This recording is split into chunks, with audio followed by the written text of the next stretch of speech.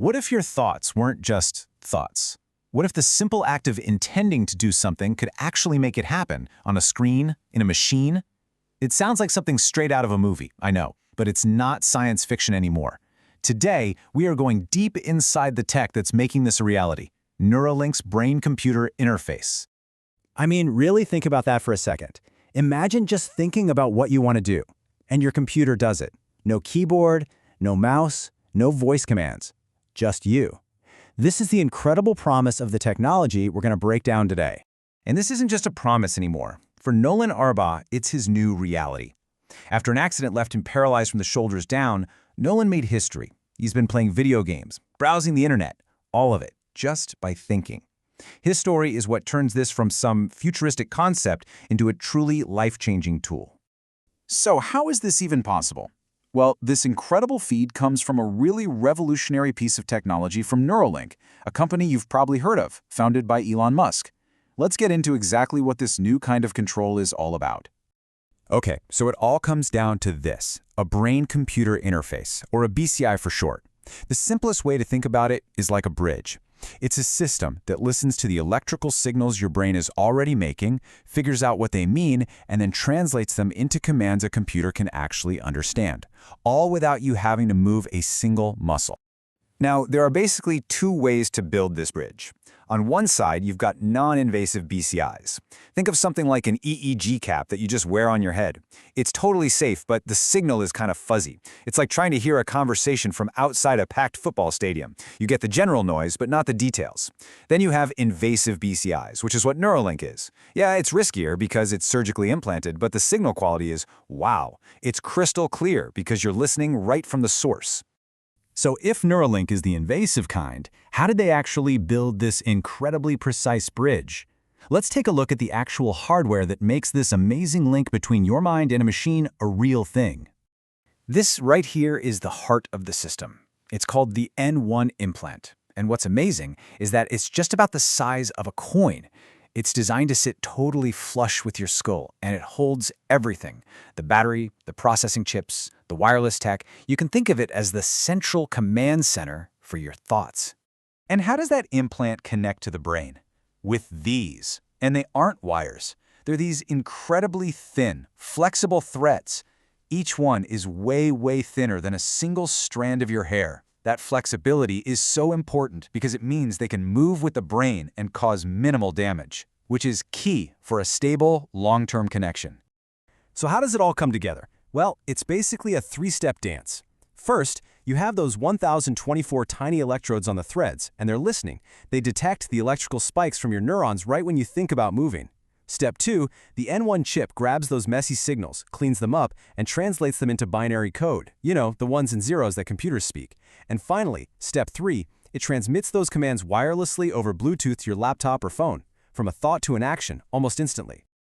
Now, a technology this complex didn't just show up overnight. Nope, it's the result of years and years of testing and tweaking, building up from early experiments with animals all the way to the first successes in humans and dreaming about what's next.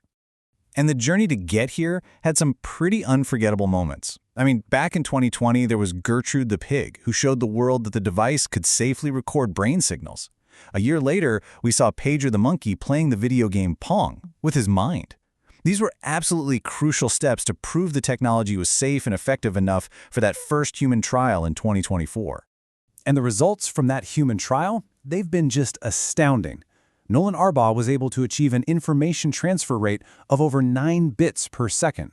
Now, that number might not mean much on its own, but to put it in perspective, that is nearly double the previous record for any BCI. It's a measurement of both speed and accuracy, basically how fast and how reliably you can turn a thought into a command.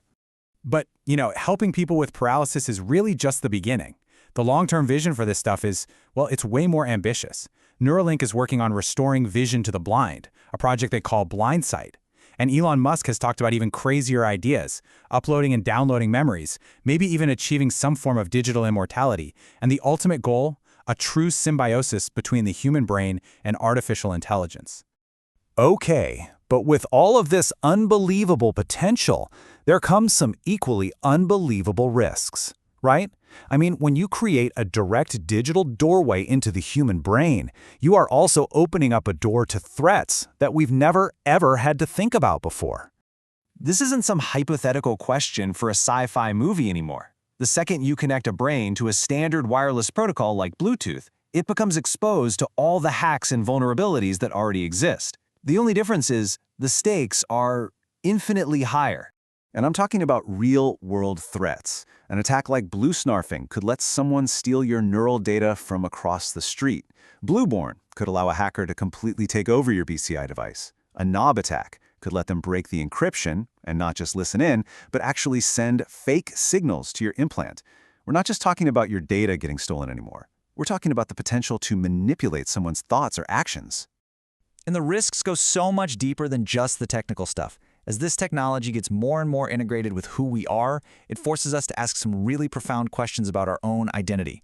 This quote here from an ethics review really gets to the absolute heart of the problem.